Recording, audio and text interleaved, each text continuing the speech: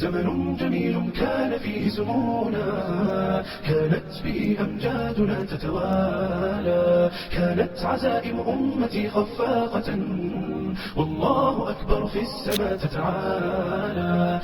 الحلقة السادسة: عيسى عليه السلام ونصر التوحيد. بسم الله الرحمن الرحيم. أرسل الله عيسى إلى بني إسرائيل، جاء مصدقا لما بين يديه من التوراة، وجاء بكتاب جديد ينسخ بعض أحكامها. وكانت ولادته معجزة عظيمة، حيث ولدته أمه مريم الطاهرة العفيفة من غير أب بأمر الله وكلمته كن. وقبل ولادته منح الله نبيه زكريا ابنه يحيى، الذي صار نبيا ومؤيدا لعيسى عليه السلام.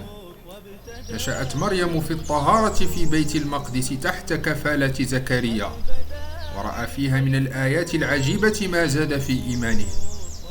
فلما وضعت مريم ابنها عيسى واجهت اتهامات قومها، لكن الله جعل عيسى يتكلم في المهد ليدافع عنها، فقال: إني عبد الله آتاني الكتاب وجعلني نبيا.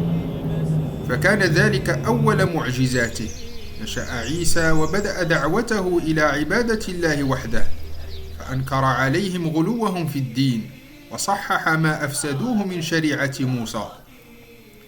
آمن به عدد من التلاميذ الصادقين، وأيده الله بمعجزات عظيمة، فكان يبرئ الأكمه والأبرص، ويحيي الموتى بإذن الله، ويخبر الناس بما يدخرون في بيوتهم.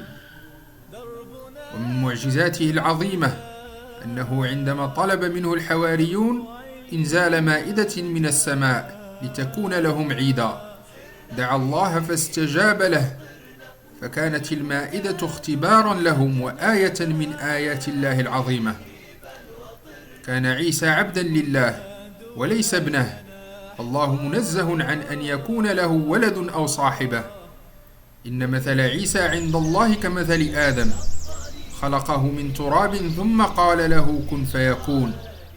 ولو شاء الله أن يتخذ ولدا لاختار من خلقه ما يشاء، ولكنه الغني عن ذلك.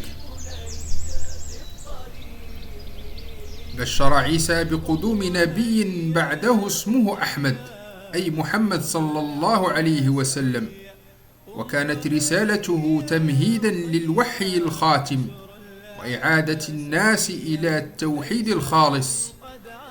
صفات الله ليست كصفات خلقه، فهو القوي العليم القادر على كل شيء، ولا يمكن أن يستضعف الإله أو ابنه من البشر، لأن ذلك يتناقض مع صفات الكمال الإلهي. ولكن استضعاف بني إسرائيل لعيسى عليه السلام كان ابتلاء من الله ورفعا لدرجته، وقدوة للناس والصالحين في الصبر والرضا بقضاء الله.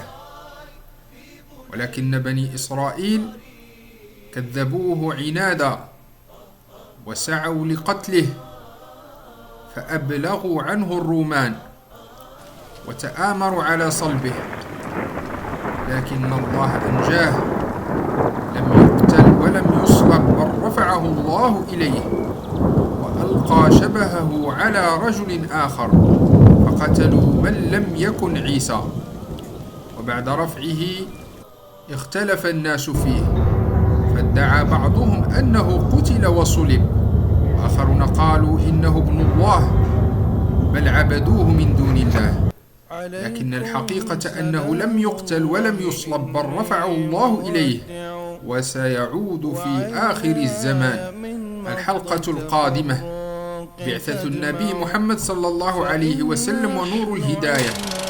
تابعونا في الحلقة القادمة من تاريخ الأمة من البداية إلى النهاية. والسلام عليكم ورحمة الله.